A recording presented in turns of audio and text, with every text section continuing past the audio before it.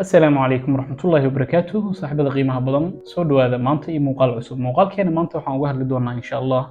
muuqaal aan hore idinkaga ballan qaaday oo ahaa waa qaabka ama technique loo yaqaano Pomodoro technique. Sida hore aan idinkaga ballan qaadayna muuqaal kale ka sameyn doonaa insha Allah. Pomodoro technique sanadka markuu ahaa 1980 yani loo yaqaano Francesco Cirello wuxuu soo ikhtiraacay habkan loo yaqaano Pomodoro technique. Asagoo markuu macneeyay shaqo walbo la qabanayo ha ahaato noocay doonto in loo kala jijibin karo waqtiyo yar iyadoo la qaadanayo break isagoo markaas ku ikhtiraacay qofka bini'aadanka ah waqtiga ugu yar ee focuskiisa uu soo jeedi karo inay tahay 25 daqiiqo. Halkaas markuu wuxuu ku soo saaray 25 daqiiqo qofka inuu shaqadu u baahan yahay inuu qabto kadibna 5 daqiiqo uu break qaato kadibna uu ku soo laabto haddana 25 daqiiqo shaqadii uu qabto kadibna 5 daqiiqo uu break qaato. Sidaas asagoonan dareemin uu shaqadii ku qabtay hal saac productivity ah isla markaasna breaks fiican uu helay intuu shaqadaas ku jiray. Haddaba marka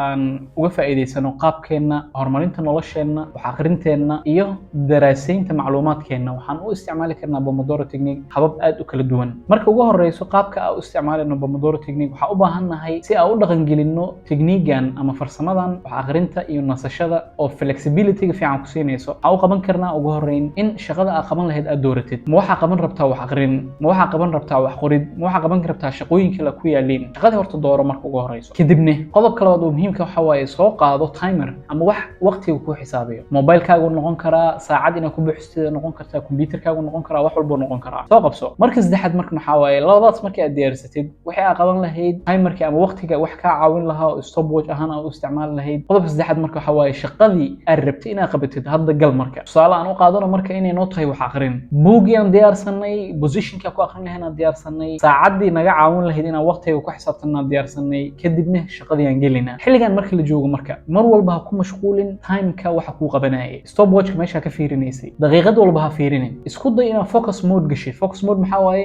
diiradaada inaad saartid shaqada markaas ugu tala gashay inaad qabatid diiradaada waliba si 100% ah u soo jeedi. Halkaas markay joogto marka shaqadii bilow flow mode galaysa. Flow maxaa waaye qulqulka la yiraahdaa shaqadii qabo adigoon ku mashquulinin saacadii adigoon ku mashquulinin wax kale bilow meesha doonto ka bilow. Ha u fiirinin in maanta moodkaagu uu wanaagsan yahay inaa u soo jeedina wax akhrisano ha u fiirinin. Fadhiiso wixii aad akhrin lahayd soo qabo saacad iska buuxi iska bilow. gal daqiiqada ka dambayso maskaxdaada iyada isku diyaarin doonto attention-keeda soo jeedin doonto fahamkeeda iyada hagaajin doonto. Adiga maxaa lagaga baahan yahay kaliya wixii aad sameyn lahayd soo qaado haddii ay tahay wax akhrin buugi soo qaado miiski imaaw saacadii ku buuxso bilow. Inta kaliya lagaga baahan intaas waaye. Intaas markii aad bilowdid marka 25 daqiiqo markii la gaaro isla marka stop dheh jooji qaado break-gaaga inuusan 5 daqiiqo ka badanin. 5 daqiiqo marka waxaad doontid ku sameey. Haddii ay ku tahay in aad kursiga ku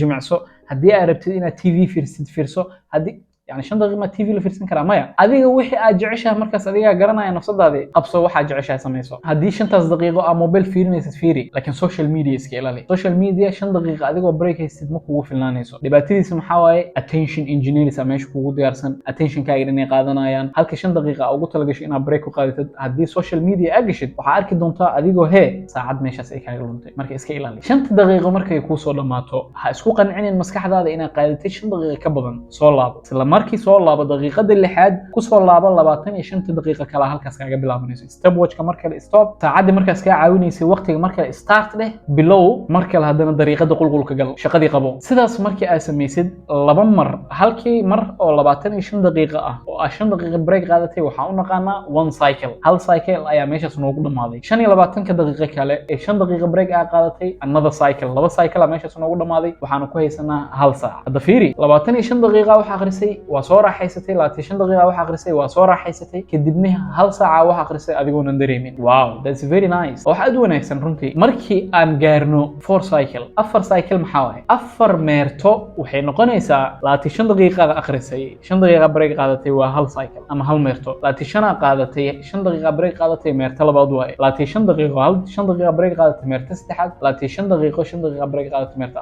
أفر تاس ميرتو مركي سو ريجتو حلي جاس لبا ساعة وضع واحد أخرينيسي shaqo wanaagsan aad qabatay good job well done hard worker tahay runtii shaqo aan caadi ahayn sameysay waaya heerkaas markii la gaaro marka abaalmarin aan mudan tahay adiga abaalmarintaada waxay noqonaysaa 20 daqiiqo in break qaadato dhag maaha hay yani 2 saac wax akhrisay 20 daqiiqo break qaadato 20 kan daqiiqo sariirtii in isgeysid isfidi saaxiib dhabarkaaga u jimci okay haddii kala socsoco timir ku soo dhufo koob shaah haddii aad jeceshahay badar inaa cuntid waxaan kuu sheegaa aniga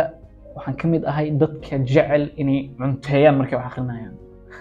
soo fani maaha waxaan jeclahay runtii maalintaas inay guriga wax karsan yihiin ama ma aragtiino yani ugu yaraan cunto isku aadan tahay that's why aan necbahay inaan maktabad aado oo wax ku soo akhriyo haddii anigoo kale aad tahay wax soo dil macnaha waa iska joog waaye runtii laakiin wax cunistan jeclahay markaa wax akhrinayo oo kala duwanna waxa laga yaabaa adiga inaad kafee jeceshahay bismillah waxay yani kafeegan agsiga يعني هدي أديك جعشها هي كافيه ومقطعي لكن أنا waxaa jeclahay inaan afka iyo maaragtay gacanta isku dhufto hadda maanta videoga markaan idin duubayo waxa akhrisan ku jiray maaragtay yani waxa akhrisan ku jirin laakiin miiska waxa akhriskan fadhiyay videoga markuu ii dhamaado insha Allah waxba akhrin doona marka saa u jeedaan yani maadaama wax cunista jeclahay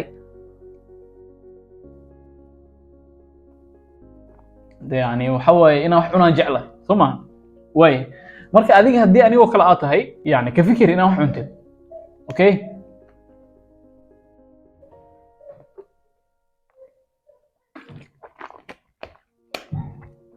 الحمد لله marka hadii anigoo kala aad tahay oo macnaheedu yani ina wax cuntid aad jeceshahay xilligaaga la gaaray 2 saac kadib yani ku soo dhufo macnaha waxa rabtid inaan aniga 5 daqiiqo ayaan timir ku dhuftaa moosan ku dhuftaa mooska aad aan jeclahay yani wax simple ah oo aanan markaa saliid lahayn oo calooshana ka buuxinaynin labalaba iyo ma arkino inay cuntada kugu soo laabato kugu keenaynin ku soo dhufo macnaha markaas energy aad ka helaysid ana jeceshahay marka waxaan ku sheegay cycle waxa uu naqaana 25 daqiiqo iyo 5 daqiiqo break 4 cycle kadib waa shaqo وين قبتي وأنا بريك في عن قادتها بريكس في عن مركز أديك واحد عشاي كسوق على طوره حلقة مركز اللي جوجو مركز أو كوجرتد ميرتوين كاس مركز كوجو جرتد أو حلقة فوكس كاللوية قانا أما حلقة دير تساردة صاحب إسكيلالي وحلوية قانو ديستراكشنز كأما وحيابها سوجيت كا عقلين كرو وحكم ده موبايل كا أنا قبل يرد إن مشكلة وين وحنوها جيت كان جابني لوية قانو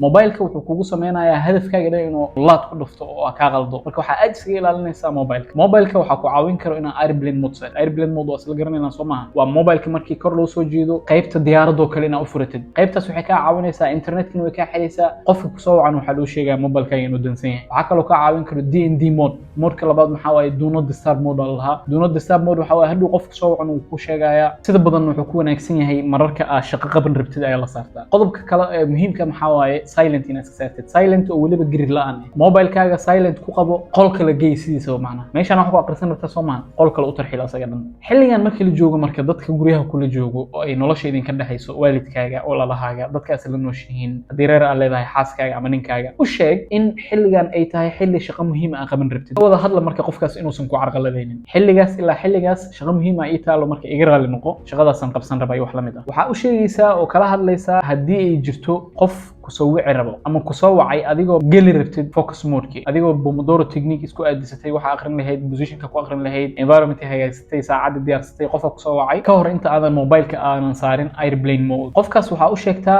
hadiisan arinta ay arin emergency ah aysan ahayn u sheeg oo kusoo wici doona insha Allah hadda howl muhiim ah geli raba hani iloobin hadhow qofkaas muhiimka ah kusoo wacay inaad dib ugu celisid markii howlaha ay ku dhamaadaan wax walba marka rabo qofkaas inuu kala hadlo u dib dhigo hadii ay iska tahay sheeko arin soo korortay wax la mid ah weydii wax degdeg ahmiya walaal saaxib maamo ayeeyo hadiisan degdeg ahayn oo kula soo hadli doona howl yaraan hadda qabsanaya intaas kadib waa ku soo wici doona waa isla garana Soomaan waaya goormee la isticmaalaa marka Pomodoro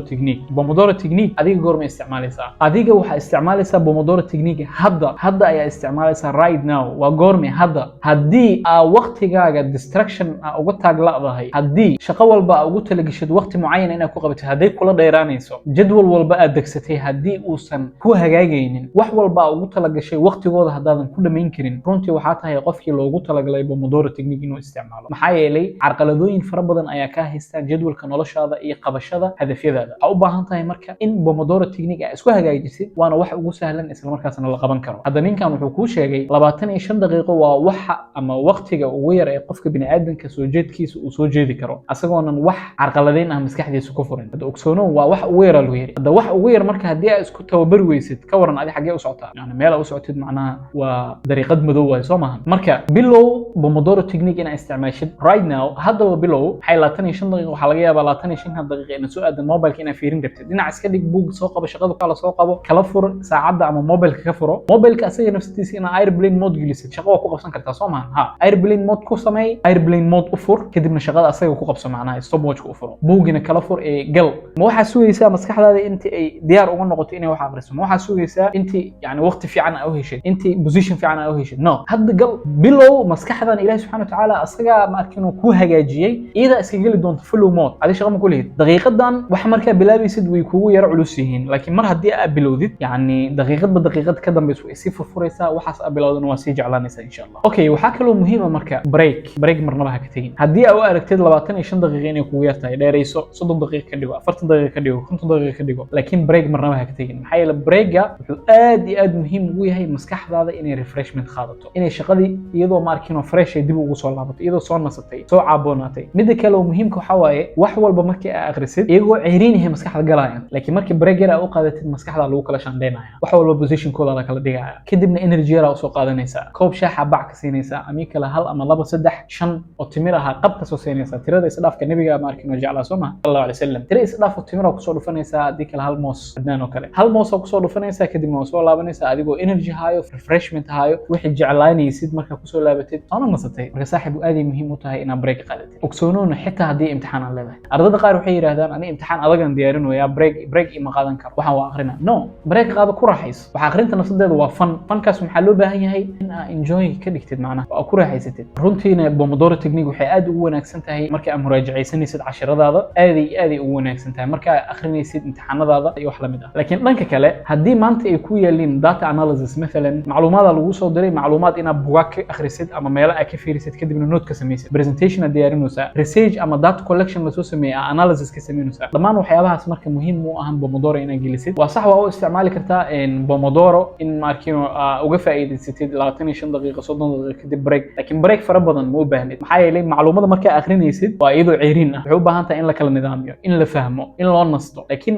waxyaabahan oo meel ka akhrinaysid oo summary ka sameynaysid presentation diyaarintiisa yani break badan ma u baahno shaqadaas hal mar dhinac isaga marin kartaa macnaha haddaba waxaan soo gaarnay qaybihii ugu dambeeyay Pomodoro waxaan ku sameyn karnaa modification waa bedeli karnaa sida u bedeli karnaa habka adiga ku shaqeynayo waxa laga yaabaa inuusan aniga ii shaqeynin habka aniga ii shaqeyn waxa laga yaabaa inuu adiga ku shaqeynin haddii 25 daqiiqo oo aragtid inay tahay waqti ugu habboon oo fahamkaaga ku wanaagsan yahay isla markaasna cadaadis aadan isku saareynin ku soco 25 daqiiqo waxa akhrisid 5 daqiiqo aan akhrisid 25 daqiiqo akhrisid 5 daqiiqo aan akhrisid that's the best laakiin haddii aad u aragtid 25 daqiiqo inay kugu yartahay waxa u baahan tahay inaad modification ku sameysid gaar 50 daqiiqo inaad wax akhrisid 10 daqiiqo aan akhrisid sida aniga hadda koor ma arkino isticmaali jiray xilliga aan dhiganayay kulliyadda caafimaadka ee qalliinka muuqaal halkan ama halkan kaaga soo muuqan doonaya waxa ku arki doontaa insha Allah dariiqada ani aan isticmaali jiray oo aan u bixiyay 50-10 method of reading yani 50 daqiiqo aan wax akhrin jiray 10 daqiiqo aan nasan jiray mararka qaar waxaan arki jiray 50 daqiiqo markii la gaaro anigoonan caajisaynin daalaynin wili u baahan wax inaan iska sii wado istijaabi saacad gaarsi ku dhuf 60 daqiiqo 60 daqiiqo kadib 10 ama 20 daqiiqo break fiican qaado oo break weyn ah marka videogaas ayaa macnaha qodobo aad u wanaagsan oo wax akhrinta uga hadlaynay sida positionka loo doorto ee wax ku akhrin lahayd dariiqadan 50-10 method iyo macluumaad kale oo aad u fara badan muuqaalkaas waa ka heli doontaa insha Allah laakiin marka adiga tijaabi 25 daqiiqo waa meesha ugu yar ee la aqbali karo qof walbana wuu kari karaa 25 daqiiqo hadii aad isku aragtid in ay kugu filan tahay ku soco iyada hadii ay kugu yaraatana tartiib si gradually ah waqti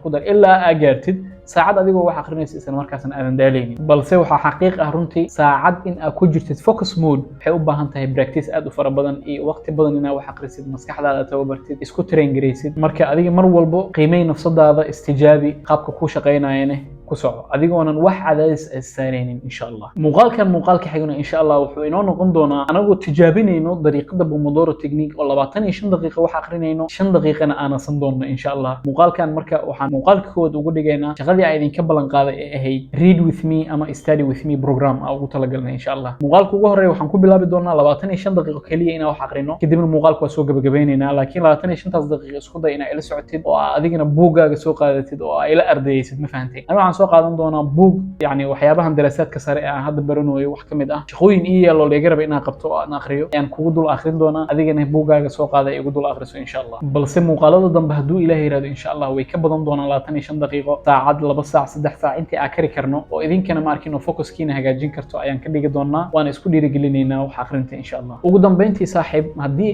muuqaalkan aad ka heshay insha Allah like saar saaxiibadaada kalena la wadaag haddii ay tahay markii ugu horeysay kanaalkan aan soo booqatay ama muuqaaladeenaba ay ku soo gaareen fadlan ku soo bir kanaalkeena oo subscribe saar gambaleelkana furo insha Allah wassalaamu calaykum waraxmatullaahi wabarakaatuh